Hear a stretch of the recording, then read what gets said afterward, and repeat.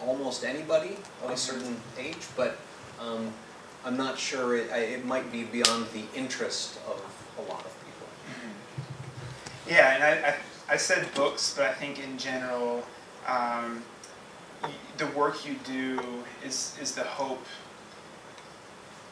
to engage with philosophers outside of theology and church context, or other like scholars outside of the theological and church context, or is it people within that context, or mixture? I mean, I think of academia as a certain sort of really disciplined conversation.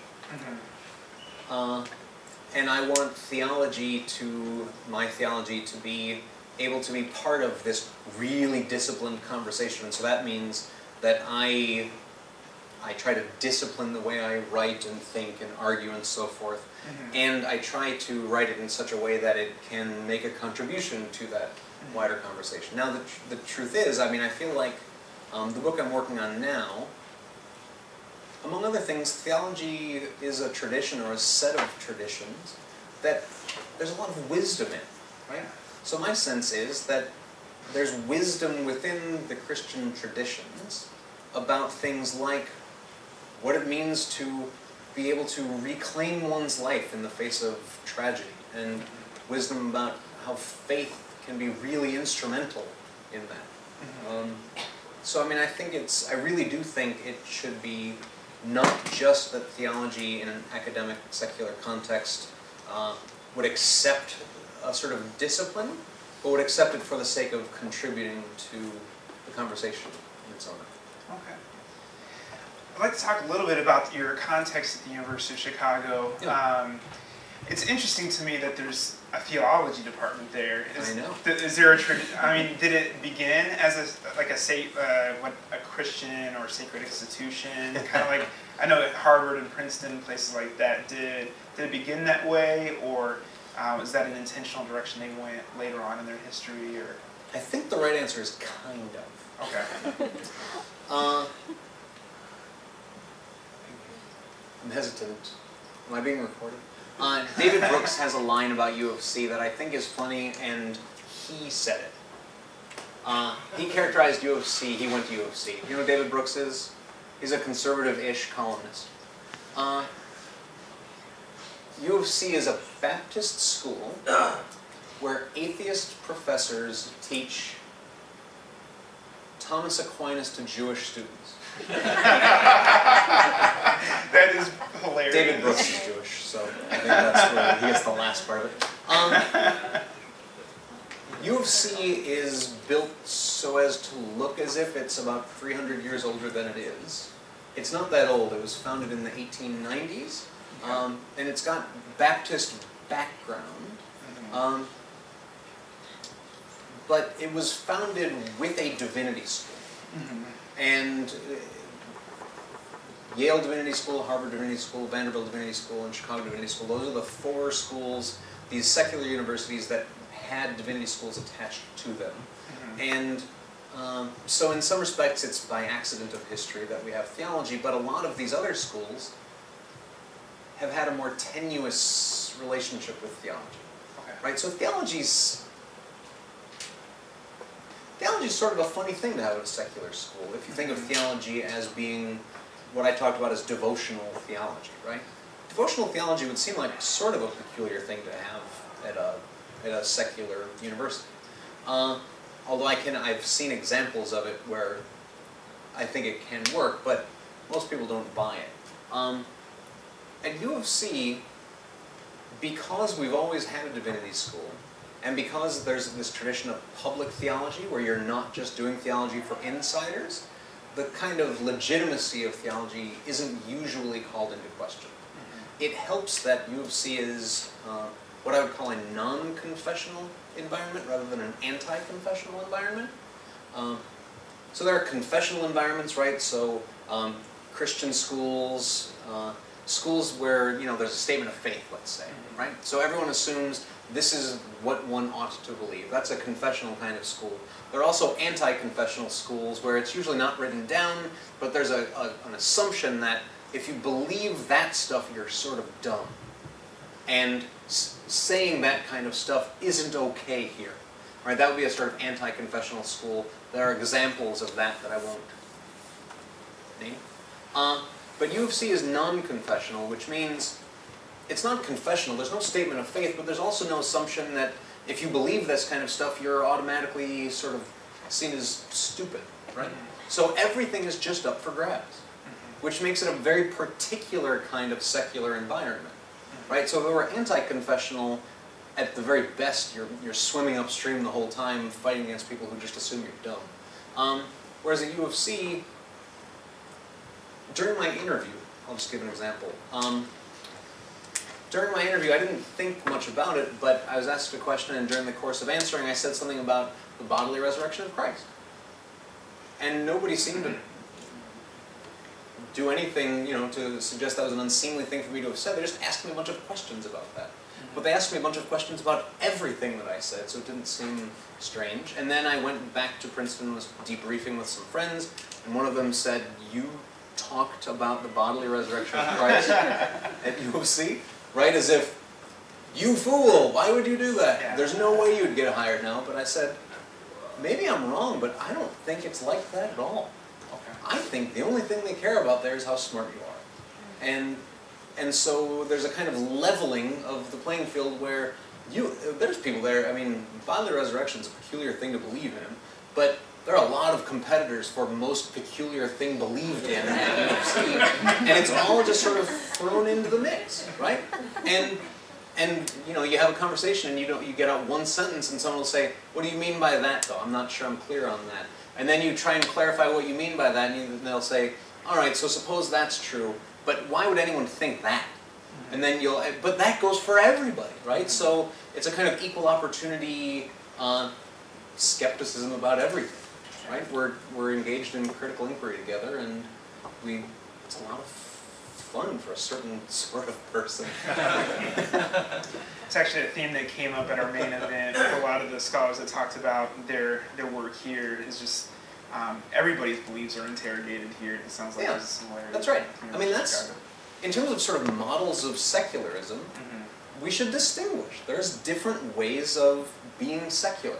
And I'm inclined to say that the more intellectually respectable version of it is one in which everything gets brought equally into a broader conversation, as opposed to one that assumes certain kinds of beliefs are already known to be off limits.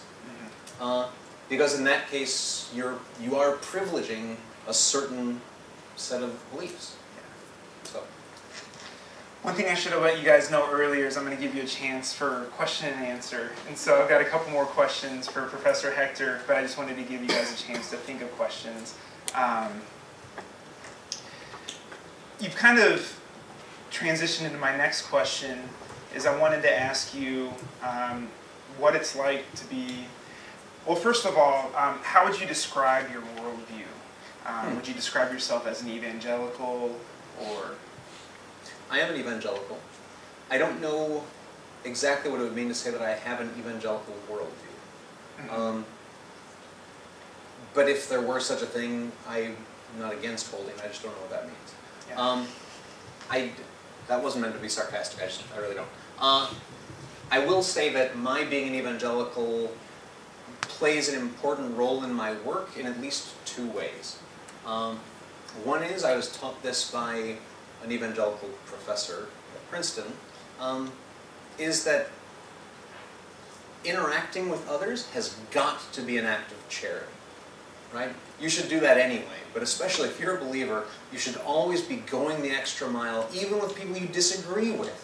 You should always be going the extra mile to see their view in the best possible light. And if you're not doing that, then you're not entitled to have a conversation, basically. So I think that, I take that to be a sort of way that evangelicalism has flavored my work. And the other is, and this might, I don't know if this reflects wider evangelicalism, but given that I was a sort of cultural Christian who then came to belief, I've always been really concerned with whether I really know what I believe, and whether what I believe is really my belief.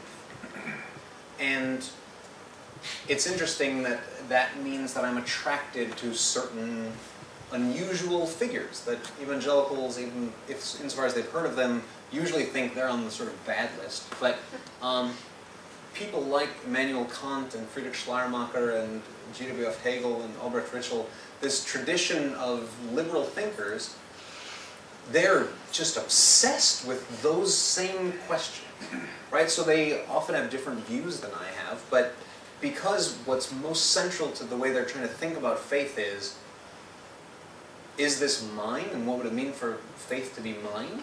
And do I know what it would mean to believe this? They are people I spend my time with a lot. So that's, I mean, for me, part of my being an evangelical is that it's very important that I'm not just sort of accepting a faith that's been given to me, that I'm not just sort of going through the motions, but that it's really sort of my faith, right? And that's something that is a recurrent theme in my research and what I'm trying to think, hopefully, carefully about. Sounds like the University of Chicago is it's a diverse place in terms of ideas and ways of thinking about the world, and so is it a unique experience being an evangelical at the University of Chicago? Is it an uncomfortable experience? What's it like for you as far as how you're viewed by your colleagues and interacting with colleagues and so on in that context? I am treated there almost without exception far better than I deserve. I'm not sure that everyone there knows what to make of the fact that I'm an evangelical, right? So it's not as if there's this sort of warm embrace of my evangelicalism, but there is a warm embrace of me, and I've never felt anything other than really, really respected by every single person there. And U of C has a tradition of welcoming junior people onto the faculty and saying, we want you to be taking the lead in the field. And so not only was I not sort of treated as a second-class person, I was right away treated as, we want you to be sort of taking the reins of some of this. So yeah, I get treated very well. I mean, people say funny stuff sometimes, but I say funny stuff sometimes. And, I have colleagues who are from different countries, and every once in a while somebody will say something about their country, and they'll think, that's sort of weird, right? I have that experience. People will say things about evangelicalism, and I'll think, huh, that's sort of strange. I suspect you don't know what you're talking about, right? But that's not just evangelicalism. That's lots of differences in that. Okay. I've got more questions to ask, but I wanted to pause and give you guys an opportunity to ask questions you might have for Professor Hector. This event will ultimately end at 9 o'clock, or if we dry up with questions, we can end earlier. Or literally dry up. But I want to give you guys a chance to ask some questions again. You have a question? Thank you so much for coming tonight and speaking with us. So I have a question, but I want to give you a little context of where my question is coming from. So I'm a PhD student in philosophy of education, and I went to a conference last semester called Religion and the Liberal Aims of Education, at which Wheaton College was actually represented by the president, but and many other Christian colleges, as well as maybe some non. But anyway, and the sort of the premise of that title, in a way, is that religion and religious faith are at odds with the liberal aims of education, and that was sort of something that was coming through in a lot of the conversation that was had. I don't think it was necessarily explicitly stated, but a lot of the questions sort of got at that religious faith is, there's a certain level of, a certain limit to your questioning, whereas liberal education is about sort of whole hog inquiry.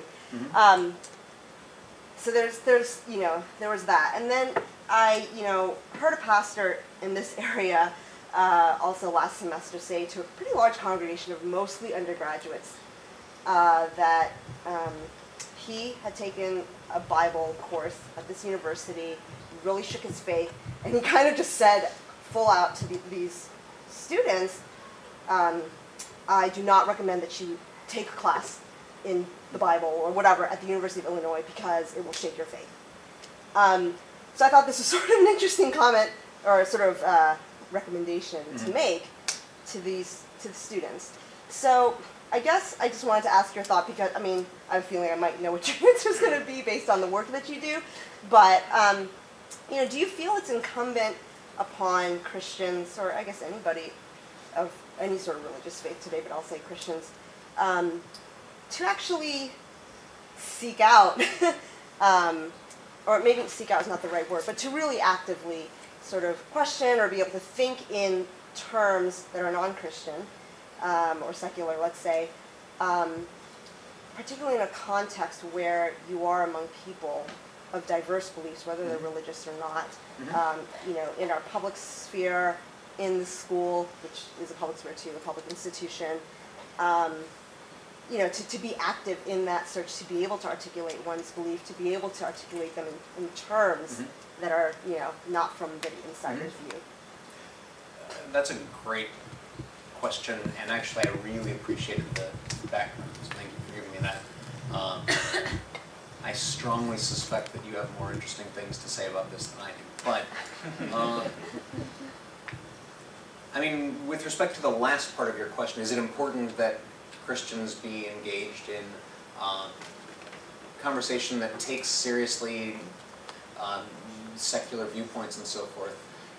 Yes. I mean, the qualification is it's important for at least some people to be doing that, right? I think there's a division of labor where we can't all be doing everything, but I think it's important that within the body of believers, there are people who are doing that. And I think it's important that the body of believers bless that, which doesn't always happen depending upon the body.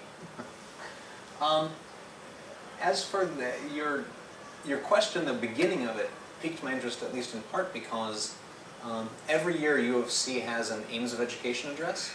So this is sort of the one U of C ritual. At the beginning of the year, all of the new students load into Rockefeller Chapel, and a distinguished faculty member gets up into the little sort of bird's nest pulpit and talks about the aims of a liberal education.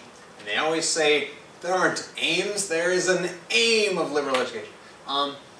But never, as far as I can tell, so from that side, never has it seemed to be the case that liberal education was incompatible with religion, right? In as much as religion too can be part of what one thinks carefully and hopefully freely about. The question then is maybe from the other side, and where some of the controversy comes, is can a more, what I call the confessional school, right? So suppose there's a school that has a statement of faith that says, this is the basis for the way we're going to try to think about things. Can that kind of school pursue truly liberal education if it has said, I mean, this is how it's thought of at least, those things are off limits, right? We're bound to those things, but we're going to think freely about everything else. I think Calvin College is an example of an institution that has a statement of faith that they try very hard to use to integrate their ways of thinking about things. And it strikes me as just wrong to suggest, at least on the face of it, it strikes me as wrong to say that just because people are going to come there and agree about these things in order to see what everything else looks like from that point of view, it doesn't strike me that that is anti-liberal or something like that. Or it's not necessarily at odds with liberal education, at least as I see it. As long as one has freely subscribed to those views. But it's a complicated issue, and I appreciate your raising it, and I'd be interested to hear more from you about this question. Yeah.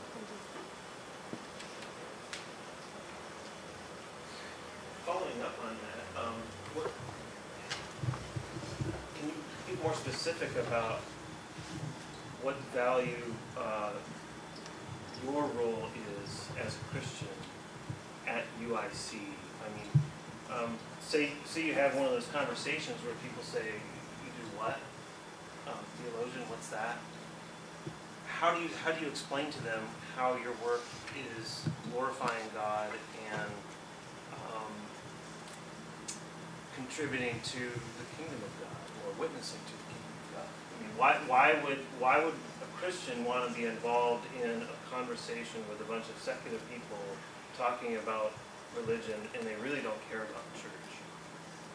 So, just to make sure I'm clear, I initially thought you were talking about a coworker asking me this, and I thought, No, that would be really strange if a coworker. But you're talking about folks I go to church with, for instance, right?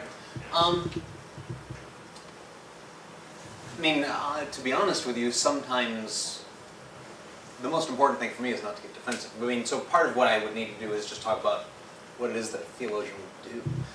But then, with respect to the question of why, okay, so that's what a theologian does. Why there? What glory does that bring to God, and what? I mean, if one thing is, there are legitimate worries for my soul about trying to be a theologian in a secular context, right? There are temptations in every way of walking with the Lord, but there are some that are particular to my line of work, right? So I am always tempted to put academic prestige as my goal rather than God's glory. Or, here's a temptation, it's really difficult to go to a worship service and not be really critical, right? That's just not an easy thing. My wife regularly tells me, stop looking like that. Right?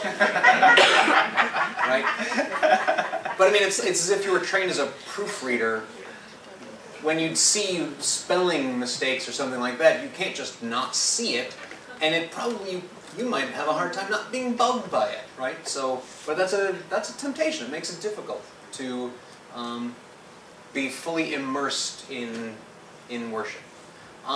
Another temptation is that I speak about God, in the vast majority of instances, third personal. And for that not to become my own relationship to God, right, where I have this sort of objective relationship to God, that's, I mean, so if people want to worry about that for me, and if they want to pray for me about that, I think that's good, and I welcome it. With respect, though, to what is this ad, or why would anyone think they were called to do that there? I mean, I think there are a variety of answers. One of them is, there are more professors of religion in the United States trained at the University of Chicago than at any other school. That strikes me as maybe something that evangelicals shouldn't just cede. There are also lots of believers, evangelical or more mainline, but believers who are there. And that's not to say that believers need to be around other believers to learn to do theology, but it doesn't hurt. I think it's actually been helpful at some points. But I'd also say that theology for the church can be better in consequence of trying to make sure I'm thinking really carefully. And, I mentioned this, I think, to you earlier, if I can't explain what I believe in terms that someone who isn't a believer would understand, I think there's a fair chance I don't know what I'm talking about, right? And so constantly being accountable for trying to spell out what it is that I believe, I think actually helps me really think more clearly and understand more deeply what it is that I believe. And then hopefully, you can ask people at my church when I teach classes whether this is true, but hopefully that percolates out, right? I mean, so when I talk about faith, I can talk about examples, you know, let me give an example. People get hung up on faith and works, right? This seems like a tricky issue. There's a lot of literature on it, but here's an example. If I'm trying to get my son to try a new food, he doesn't like trying new food. And I say, try it, you'll like it. Him trying it and him trusting me are the same thing. When God tells Abraham to leave his homeland, Abram doing what God said and Abram trusting God are one and the same thing. And I'm reasonably certain that when Paul talks about faith working itself out in love, what he means to be saying is that loving others unconditionally, even when they totally don't deserve it, is a way of having faith in God. Right? I wouldn't necessarily always be trying to think, what are some examples that make sense of this, if I weren't constantly having to come up with examples that would make sense of what I was talking about with my peers. I mean, that's sort of an ad hoc response, but I think there are other responses, but I think those would count too toward a response.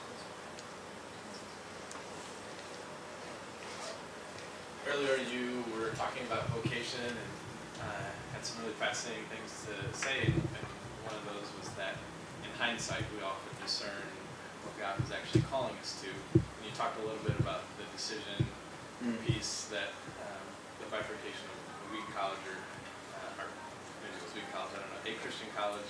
That's where you did your undergrad, sorry. Or bachelor, or master's, there it is. And now you've been at USC for a while. In hindsight, based on how God has made you, why do you see that it's good that you're where you're at versus the other option?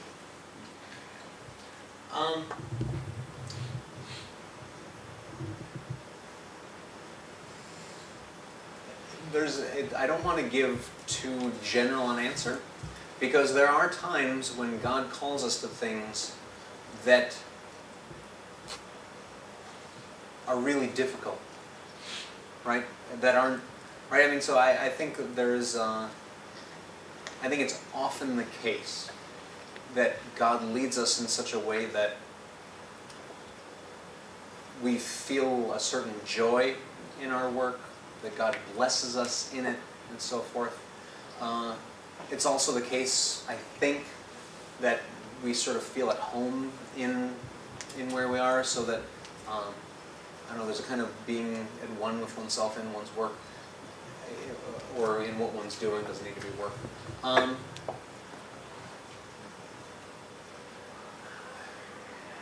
How do I experience God's continued calling me there is a good question. I mean, part of it is I was praying a lot this past summer about a possibility that had opened up, and as I prayed, God laid on my heart particular students and how much it meant to me to get to be part of their lives and helping them as they move forward, right?